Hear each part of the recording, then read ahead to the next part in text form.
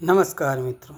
जिस कविता को सुनकर, जिन गीतों को सुनकर, जिन गज़लों को सुनकर आपका मन हर्ष से भर जाता है, जिस संगीत को सुनकर आप नाचने लग जाते हैं, जिस कहानी को सुनकर आपको अपना जीवन याद आता है, जिस उपन्यास को पढ़कर आप फूले नहीं समाते हैं, आपको विभिन्न प्रकार के मार्ग मिलते हैं, आपके मन में क्या कभी ये सवाल नहीं उठता, यह कविता, गीत, गज़ल, कहानियाँ कहाँ से प्रारंभ हुई, किसके दिमाग की उपज थी? तो इस बात का उत्तर है, ये गीत, ये गज़ल, ये संगीत, ये मनमोहक आवाज़ें महर्षि वाल्मीकि की देन है।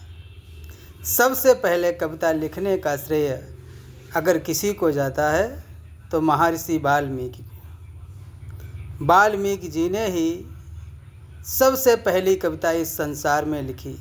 इस देश का इतिहास हो, चाहे पूरे विश्व का इतिहास हो, लेकिन कविता के क्षेत्र में वाल्मीकि जी का नाम इस बात के लिए अमर है कि उन्होंने दुनिया की सबसे पहली कविता लिखी।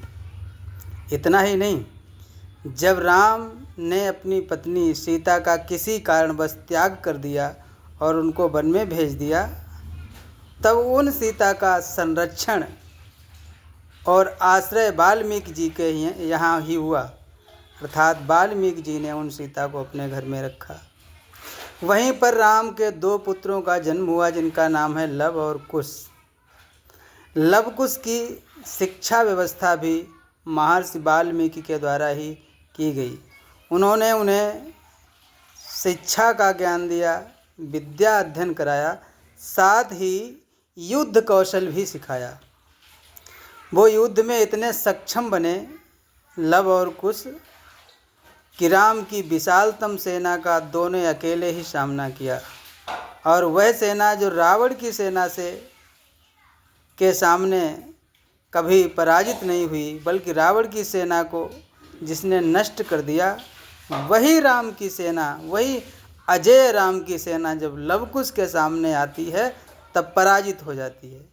ये था महर्षि वाल्मीकि का युद्ध कौशल, और ये थी उनकी शिक्षा, जिसको पाकर लवकुश भी धन्य हो गए।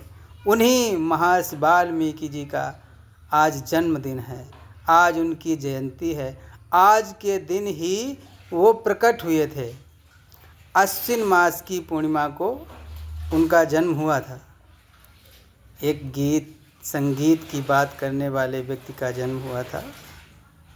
कहते हैं ये पहले वाल्मीकि जी जो हैं पहले डाकू थे। एक संत के साथ उनका जब सामना हुआ तब उन्होंने अपना ये डाकू का कर्म छोड़ दिया और फिर उन्होंने राम नाम का जाप किया संत के कहने पर, और विद्या अध्ययन किया। इतना ज्ञान प्राप्त किया कि वो त्रिकालदर्शी संत कहलाए, और उन्होंने रामायण जैसे पवित्र ग्रंथ की रचना की, जिसे आदि काव्य कहा जाता है। हिंद साहित्य का सबसे पहला काव्य जो है रामायण है। इससे पहले दुनिया में कहीं कोई कविता या महाकाव्य नहीं लिखा गया था। इसलिए महर्षि वाल्मीकि जी का योगदान संसार के लिए बहुत अधिक है। उन्होंने लोगों में मानवता का संचार किया। राम के माध्यम से लोगों को पग पग पर चलने की शिक्षा दी कि वो हर एक कदम कैसे रखें। इस पर एक किसी ने टिप्पणी करते हुए कहा है, हमें निज धर्म पर चलना, हमें निज धर्म पर चलना सिखाती रोज रामायण।